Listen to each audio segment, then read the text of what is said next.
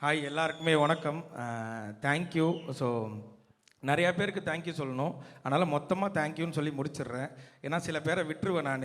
அதுக்கப்புறம் திரும்ப வந்து இப்போ 2-3 நாளாக இப்போ தான் அடித்து விட்டாங்க. திரும்ப அடமலை மாதிரி திரும்ப போட்டு அடிக்க ஆரம்பிச்சிருவாங்க. அதனால் எல்லாருக்குமே ரொம்ப ரொம்ப நன்றி. முக்கியமாக சொல்லணுன்னா 2 பேருக்கு நான் ரொம்ப தேங்க் பண்ணணும். ஒன்று ஏஜிஎஸ் என்டர்டெயின்மெண்ட், அவங்க தான் வந்து இந்த வாய்ப்பை எங்களுக்கு கொடுத்தாங்க, எனக்கும் ஹர்ஷத்துக்கும். அவங்களுக்கு ஒரு பெரிய பெரிய நன்றி. இன்னொன்று அஸ்வத் ப்ரோ. அஸ்வத் ப்ரோ எப்போன்னா இது அவங்க எனக்கு தெரிஞ்சு அவர் ஒரு 20 இன்டர்வியூ கொடுத்தாங்கன்னா அந்த 20 இன்டர்வியூலையும் இதை மறக்காமல் ரைம்ஸ் மாதிரி எல்லாத்துலேயும் சொல்லிட்டாரு. அவருக்கு 2 லேக் சப்ஸ்கிரைபர் இருக்கும் போதே நான் அவரை கூப்பிட்டேன் அப்படின்னு எல்லா இன்டர்வியூலையும் அதை சொன்னார். அதனால் உண்மையிலே ஒரு 2 லேக் சப்ஸ்கிரைபர் இருக்கும் போது கூப்பிட்டாரு.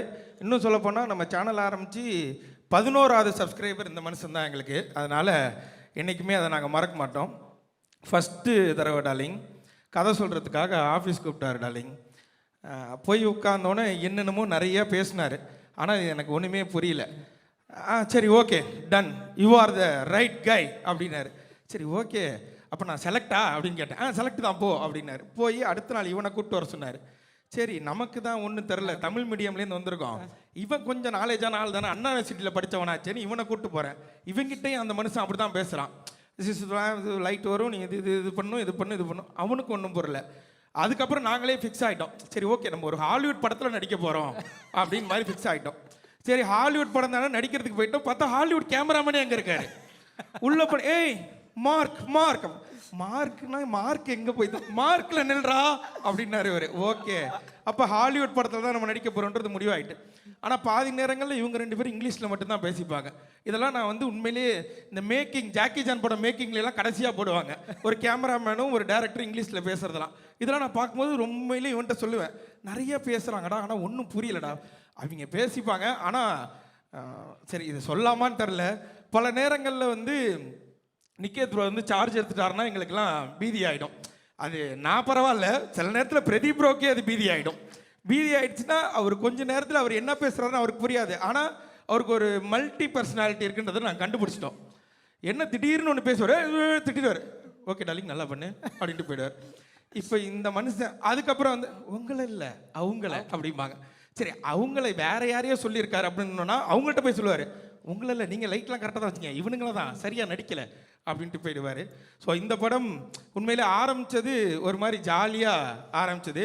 முடியும் போது ஏண்டா முடியுது அப்படின்னு இருந்தது. ஏன்னா 3 வேளை நல்லா சோறு போட்டாங்க, சும்மா சொல்லக்கூடாது, டெய்லி கறி கஞ்சி, அவ்வளோ ஹாப்பியாக இருந்தது. நம்ம ஆஃபீஸில் அப்படி ஒரு சோறு பண்ணணுன்னு ஏஜிஎஸை பார்த்து நாங்கள் பல தடவை வியந்திருக்கோம். ஏன்னா இது திரும்பவும் சொல்லலாமான்னு தெரில, பல வார்த்தைகள் டப் பண்ணி இது பண்ணி கட் பண்ணி பேசி எடிட் பண்ணி நானே பேச வேண்டியதாக இருக்குது. ஏன்னா இதுக்கு முன்னாடி இந்த மனுஷன் வந்து இந்த படத்தில் போடும்போது அஸ்வத் ப்ரோ வந்து ரீஇன்ட்ரடியூசிங் அப்படின்னு போட்டார். அதுக்கு முன்னாடி நாங்கள் ஒரு 2 படம் பண்ணோம், சொல்லக்கூடாது, நான் சொல்ல மாட்டேன் 2 பண்ணோம். அதில் வந்து இட்லி கேட்டால் இட்லி இல்லைன்னுவாங்க, தோசை கேட்டால் வீட்டிலேருந்து எடுத்துகிட்டு வர மாட்டியாம்பாங்க. ஸோ இந்த மாதிரி பிரச்சனை இருக்கும்போது இங்கே போனால் ஒரே நேரத்தில் டார்லிங் எல்லாமே சிக்கன் இருக்குது டார்லிங், மீன் இருக்குது டார்லிங்.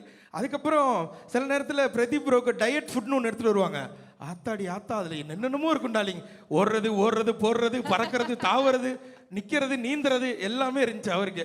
ஆனால் எனக்கு ஒரே ஒரு ஆதங்கம் மட்டும் இப்போ வரைக்கும் இருக்குது, இவ்வளோ திங்கிறாரு இந்த மனுஷனுக்கு ஏன் உடம்பு மட்டும் உழவ மாட்டேன்ற ஆதங்கம் மட்டும் தான். ஃபீலிங் தான் மச்சான்.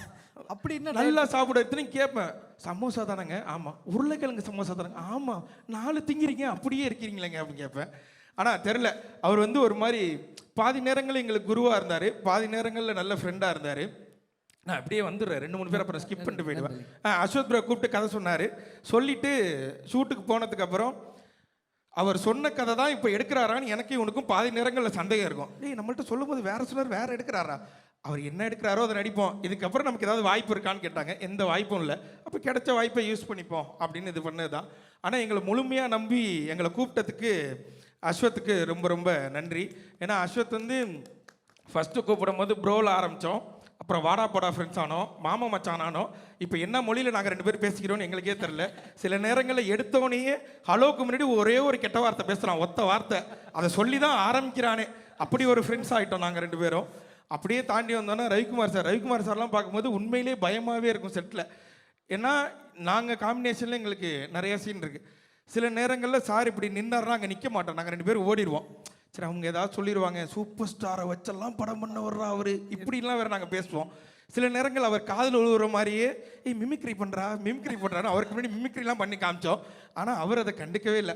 நான் அதுக்காக தான் இன்றைக்கி வரும்போது அர்ஷத்தை சொன்னேன், மேலே ஏறி ஸ்டேஜில் ரஜினி சார் மிமிக்ரி பண்ணு, டக்குன்னு கூப்பிட்டு அடுத்தது ஏதாவது வாய்ப்பு கொடுப்பாருன்னு. முதவி மறந்துட்டு போயிடுச்சு.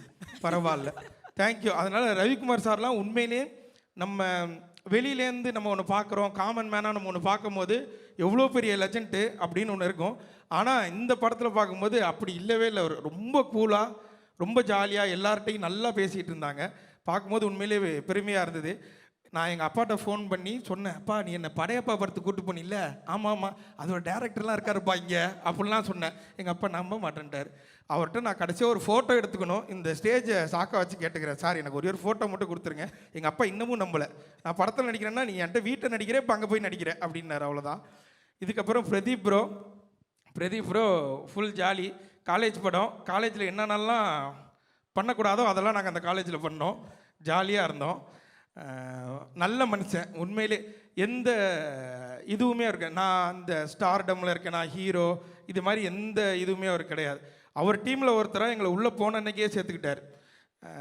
நிறைய விஷயங்கள் ஷேர் பண்ணுறதா இருக்கட்டும், அவர் பண்ண ஷார்ட் ஃபிலிமில் ஆரம்பித்து இப்போ அவருக்கு நடக்கிற அவரோட கதைகள் வரைக்கும் எல்லாத்தையுமே எங்கள்கிட்ட சொல்லுவார். அதுமாதிரி எங்களுக்கு ஏதாவது ஒன்று, இது தலைவா, இது என்ன பண்ணலாம், இது என்ன பண்ணலான்னா இதை இப்போ பண்ணிடாதீங்க, இது கரெக்டான க்ரோத்தாக இருக்காது, இதை பண்ணதுக்கப்புறம் தான் நீங்கள் இதை பண்ணணும் இப்படின்ற மாதிரி எங்களுக்கு ஒரு பயனியராக நின்று, அதுவும் எங்களுக்கு முன்னாடி இருந்த ஒரு யூடியூபராக அவரை நாங்கள் ஃபீல் பண்ணோம்.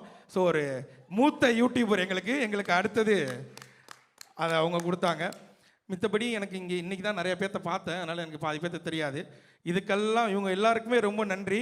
அதையும் தாண்டி இந்த பின்னாடி உட்காந்துருக்கவங்களுக்கு ரொம்ப ரொம்ப நன்றி. தேங்க்யூ. நீங்கள் வீடியோ பார்த்தீங்க, அந்த வீடியோ மூலியமாக கொஞ்சமாக ஏதோ பேர் கிடச்சிது, அந்த பேரை எடுத்துகிட்டு வந்து இன்றைக்கி இந்த இடத்துல நிற்கிறோம். ஸோ 21 டிராகன் படம் தியேட்டரில் ரிலீஸ் ஆகுது. எப்படி யூடியூப்பில் பார்த்தீங்களோ அதே மாதிரியே தியேட்டர்லேயுமே வந்து இந்த படத்தை பார்த்துட்டு கண்டிப்பாக உங்களுக்கு எல்லாருக்கும் பிடிக்கும், சப்போர்ட் பண்ணுவீங்கன்னு நினைக்கிறேன். நன்றி, thank you darling. Thank you darling. But இன்ஸ்டாவில் ஒரு ஸ்டோரி அப்போ போட்டிருந்தார் இயக்குனர், இந்த மாதிரி இந்த வருஷத்தோட பெஸ்ட்டு நடந்த விஷயங்கள் அப்படின்னு சொல்லி நிறைய விஷயங்கள் கோட் பண்ணுறப்போ ஒரு தடவை உங்களை கோட் பண்ணி ஏதோ ஒரு ஸ்டோரி போட்டிருந்தார். அதை பார்க்கும்போது அவ்வளோ சந்தோஷமாக இருந்தது. அந்த ஸ்டோரியை பார்த்தோம். இன்றைக்கி இப்படி டிராகன் ஸ்டோரியில் உங்கள் 2 பேரையும் பார்க்குறது எங்களோ சந்தோஷம். ஸோ நிறைய விஷயங்கள் தொடர்ந்து உங்களுக்கு சூப்பராக நடந்துட்டு இருக்கு. சுற்றி அவ்வளோ நல்ல நண்பர்கள் இருக்காங்க.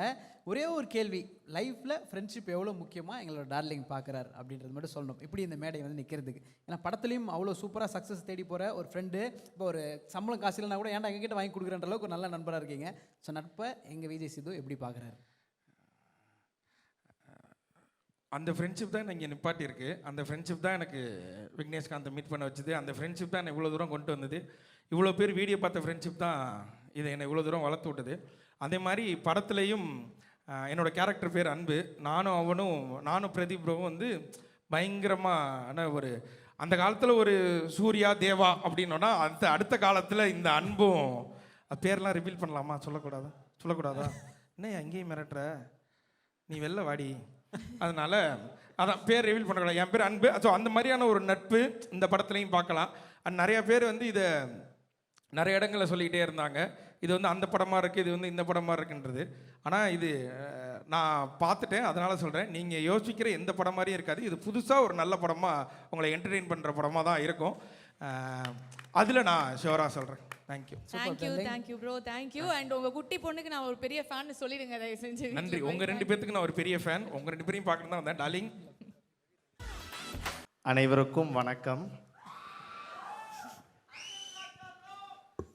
சாரி புரியல. எல்லாருக்கும் வணக்கம். இங்கேருந்து பார்க்கும்போது தான் தெரியுது இவ்வளோ பேர் இருக்கீங்கன்னு. ரொம்ப நன்றி. முதல்ல இந்த படத்தில் என்னை நடிக்க கூப்பிட்ட அஸ்வத் சாருக்கு ரொம்ப நன்றி. அப்புறம் இந்த படம் ப்ரீ ரிலீஸ் ஈவெண்ட்டு கூப்பிட்ட அஸ்வத் சாருக்கு ரொம்ப நன்றி. அப்புறம் இந்த படத்துக்கு அப்புறம் என்னை வச்சு இன்னொரு படம் எடுக்க போகிற அஸ்வத் சாருக்கு ரொம்ப நன்றி. பிரதீப் ப்ரோ இல்லை ப்ரோ, அடுத்தவங்களை பற்றி சொல்லலான்னு வந்தேன்.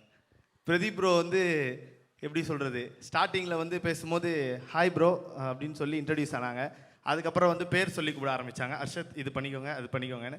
அப்புறம் வந்து டேய் நான் சொன்னால் கேட்க மாட்டியாடா அப்படின்னு அந்தளவுக்கு பயங்கர ஒரு க்ளோஸ் ஃப்ரெண்ட் மாதிரி பழக ஆரம்பிச்சிட்டாங்க. அது பிரதீப் ப்ரோவாக இருந்தாலும் சரி, அஸ்வத் சாராக இருந்தாலும் சரி, 2 பேருமே வந்து இப்போ உண்மையாலே, அதாவது இப்போ தான் சார்னு சொல்கிறேன், எங்கள் வாட்ஸ்அப் சாட்லாம் பார்த்தீங்கன்னா வேறு இருக்கும். அந்த அளவுக்கு ஒரு நல்ல ஒரு ஃப்ரெண்ட் ஆகிட்டாங்க. ஸோ ரொம்ப ஹாப்பி.